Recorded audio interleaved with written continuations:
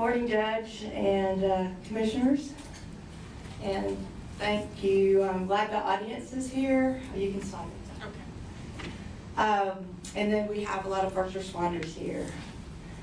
Several weeks ago, when Hurricane Harvey was going on, I live south College Station in the county. I was up on this beautiful day, worrying about everybody in Houston, called my horse, I live on 8 acres, and I was going to feed him, and he came loping across the pasture, across the hill. And any of you who like horses, there's nothing more beautiful. He got to the point where this flooding was that we had never had before, and he stopped, and then he fell. And this is not how he looked. He was under the water. I had on flip-flops. I had to run down to the house and get on appropriate shoes. He's 27. I've raised him since he was, I started to say puppy, but it wasn't, he was a colt.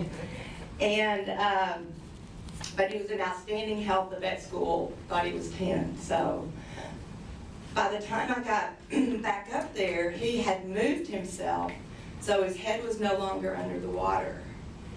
And I had posted on Facebook to my friends, oh my gosh, and then by the time I calmed down, I called the Sheriff's Department, and everything just started. I had volunteer firefighters, because I'm out in the county, and then also the vet school showed up with 2 veterinarians and 5 vet students.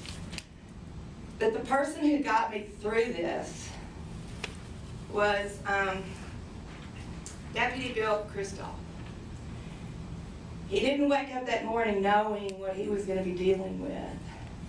And he got there, some first responders from the volunteer fire department, and all we could do was just sit and try to problem solve how to get this horse out. He was not trying to get up, and he's not really a sweet horse.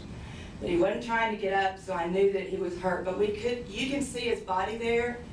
We couldn't see his body. We just saw his neck up. I also want to recognize Sergeant Chris Fraley, who's back here. He's a personal friend of mine through dealing with animal shelter stuff and so forth. Lieutenant David Villarreal, thank you, and of course Sheriff Chris Kirk. Once the team got there and my husband had been sick and was unable to help, you can go to the next. Should be like number 2. I don't know what you're in. Sorry. That's okay. And I know a lot of you, because the 4-H kids are animal lovers. I mean, this is just a story. So here, some of the firefighters and Deputy Kristof are trying to solve how to get the horse out of the water. He did feel well enough to try to fight Sergeant Kristof from the ground, but we still didn't know what we were dealing with. I mean, we were problem solving, like, is it a leg, is it whatever. And next picture, number 2 or 3. This is him in the pasture, I think after they've already pulled him out. And he wasn't trying to get up. He was very much alive. Next. And I love this picture, and I'm going to get it printed up for Deputy Kristof because it was hot out there. And I have just come off of beating cancer, and I was, trying to stay out of the sun, but I wanted to be with my horse, and so I appreciated him holding this umbrella over Boots.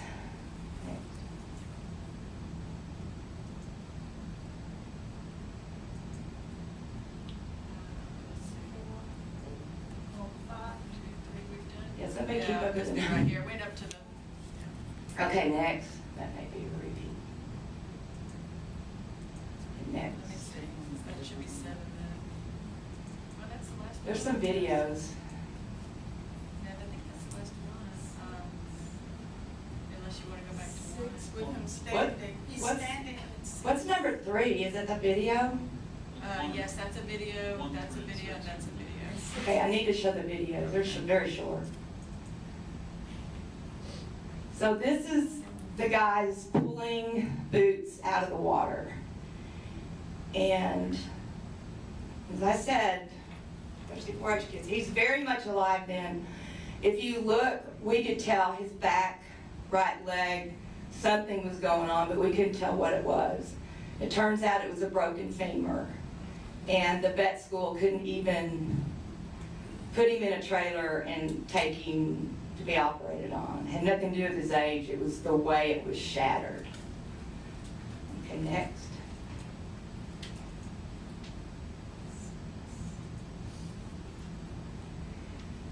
So these are the vet school. There's 2 veterinarians, and the point of that, and those of you who are horse people, here my horse was on the ground, and vet school dries up, and this dang horse stands up. And if you know anything about horses, they don't want to be down. He stood up, he walked with me to the shade, and he stood there and got to be examined by the veterinarians. And that, I mean, each part of this just came together perfectly. I was the only female out there. I was not freaking out. We just had to solve this. And everybody did what they needed to do. And I didn't have a bunch of guys coming in going, well, you need to do this, you need to do that. We were all scared to death. This was horrible. And I know it emotionally impacted Deputy Kristof because it emotionally impacted everybody. And so I wanted to honor him today as well as the department. Their jobs are many and not just saving us from crimes and so forth. Sometimes they have to go out and they have to save an animal, which is part of his job, but he wasn't planning on this that day. And he was a rock, which of course made me a rock. All the volunteer firefighters, one of them is actually a real firefighter in Bryan.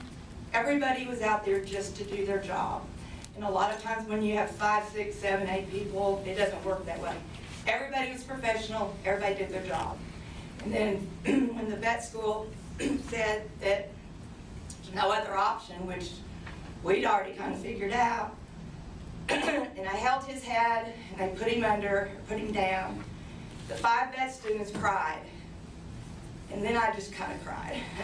I said, y'all are going to be great veterinarians. I've lived here since the 70s to go to A&M, never left. I called a friend who got somebody to call me, and I hear this adult voice, but one of my former 10-year-olds I taught and said, Miss LeUnes, we're going to have somebody over there in 20 minutes to bury your horse.